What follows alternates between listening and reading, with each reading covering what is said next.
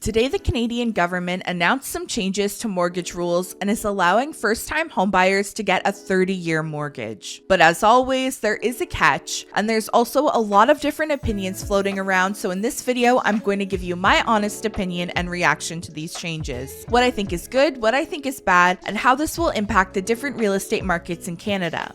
If this is your first time here, my name is Jessie McClellan and I'm a realtor here in Oshawa, Ontario with the Lisa Abbott team. I make videos about our real estate market, especially about what's happening here in Durham region and the GTA. So if you'd like to stay up to date on everything that's going on, then please subscribe to our channel. And if you have any questions for me about buying or selling a home here, you can use the link in the description to book a call with me at whatever time works best for you.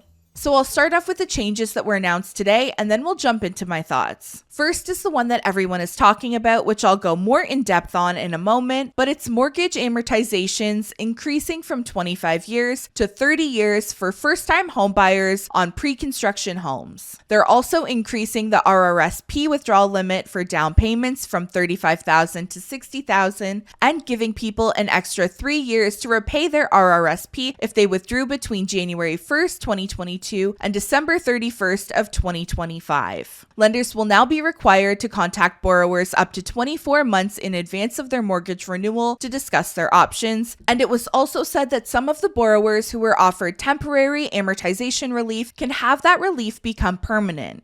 So for example, during the pandemic, some borrowers had their amortization periods extended to 35 or 40 years, and they may have the ability to have that become permanent from now on. This is what I know so far. More information may come out, but based off of this, here are my thoughts. Increasing the RRSP withdrawal limit, allowing a longer time for it to be repaid is great. It will help some buyers, but for many of the people who are struggling to enter the market right now, it's unlikely that they have those funds available in their RRSP and that many of them will benefit from this change. Lenders having to contact borrowers farther in advance could be a really good thing. It could help some homeowners plan better, but it's such a vague statement right now, I really don't know how helpful it'll be. And as for allowing some borrowers to make their extended amortization periods permanent, I almost feel a little bit conflicted on it because on a personal level, I absolutely do not want to see people losing their homes, and I don't want to see families' lives or financial situations put in jeopardy by any means. And on the other hand, and looking at the big picture, it's artificially holding back inventory that would otherwise become available on the market, and I don't know the full extent of the economic ramifications of that. Again, it was a relatively vague statement. I'm not sure how they plan on determining who's eligible to have the temporary relief become permanent, and depending on how that plays out, it could impact the market in different ways and impact each market differently as well. Now, as for the headline that everyone's talking about, there's a few things that I would like to clear up. First, this is extending amortization periods, not the term that someone can lock in their rate for. With the way some of these headlines were worded, I saw a lot of people getting confused and thinking it was allowing people to lock in a rate for 30 years, and that's just not the case. The other thing is that this affects a much smaller percentage of home buyers than most headlines would suggest. If you're buying a home right now and you're buying a property under $1 million and you're putting less than 20% down, you need to get an insured mortgage, and you would be limited to 25-year amortization periods. This would allow first-time home buyers who are purchasing a pre-construction home and are putting less than 20% down to have an option of a 30-year amortization rather than a 25-year.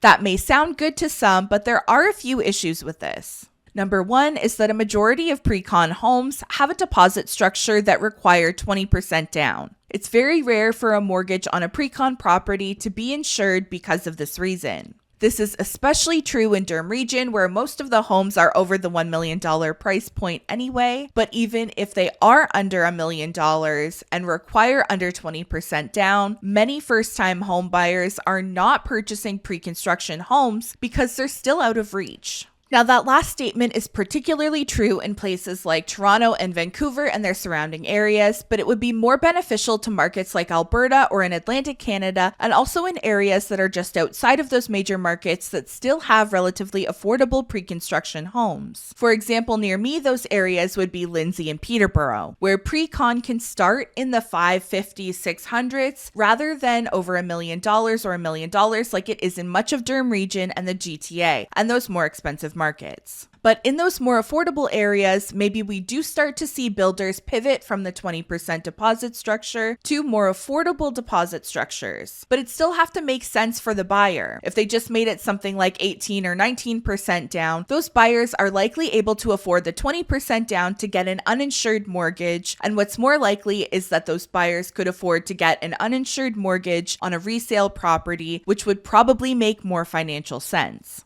Now, if it were to be like a 10% deposit required, that could definitely change some things for some people. And I do know of at least a couple of projects in Lindsay that do have a lower deposit like that required. And of course, the potential upsides to this are that it could encourage more new homes to be built, which in the long run is a good thing for housing. And if pre-con opportunities come up that require less than 20% down, it could allow more people to get into the housing market. But just like there are risks with extending amortization periods, there are risks with purchasing pre-construction homes as well. I'll go over some of the risks and drawbacks of buying a pre-construction home. One of the most obvious being that prices from builders just don't necessarily make sense for a lot of buyers right now. I know that's a bit of a blanket statement. It does vary from market to market and can differ on home type, price point, etc. But for example, does it make sense to buy a brand new townhome in Lindsay for $650,000 and have to wait 3 years for it to be completed when you could go buy a 5-year-old resale townhome in Lindsay for over $100,000 less? Probably not, which is why most first-time buyers will opt for resale, especially if it's a relatively new property like that anyway. Most first-time buyers are excited to buy and live in their home and do not want to wait 2 to 5 years to be able to move in and don't want to continue to have to pay rent for another 2 to 5 years. And the other risks can be things like financing. Are you able to find lending that allows you to lock in your rate until the project is completed? Probably not. What happens if the rate changes? What happens if the project is delayed? What happens if your financial situation changes? What if the market values change and it can't appraise out when it comes time to close? There are also a lot of additional costs that many people don't realize. You need to buy everything: blinds for the windows, a fence for the yard, even your appliances and air conditioner unit you might have to purchase yourself or pay the builder way more money to have them come with the home. And extras like having the basement finished are also not cheap. I'm not trying to talk anyone in or out of pre-construction, but you need to know the reality of what it's really like buying one. It's definitely not for everyone. And there's a lot more uncertainty involved, which can be scary for first-time home buyers. And then there are the risks that come with extending amortization periods. It sounds nice to have your payment reduced by 10% on a monthly basis, and it will definitely make things more affordable month to month, but you will pay a lot more in total interest over the course of your loan. There's a greater risk of becoming upside down on your loan, and your equity growth is going to be a lot slower. I'm also hesitant on moves like this that just add to the demand of the market. Those moves generally don't have a positive impact on the market in the long run and can just encourage faster and unsustainable price growth in already expensive markets. Now, with this being limited to first-time buyers and pre-construction, I don't see this actually having that big of an impact in that sense, but if this extended amortization option were to open up for all home buyers, that would be something that would have a more immediate impact, but it also would really just be adding fuel to the fire. Let me know your thoughts. What was your initial reaction? What impact do you think this will have on the market? I would love to hear from you. I'll keep you updated if more information comes out, so be sure to subscribe to the channel if you'd like to see that and stay up to date on the real estate market here in Durham region and the GTA. I hope you found this video helpful. Thank you so much for watching until the end, and I'll see you in the next one. Bye!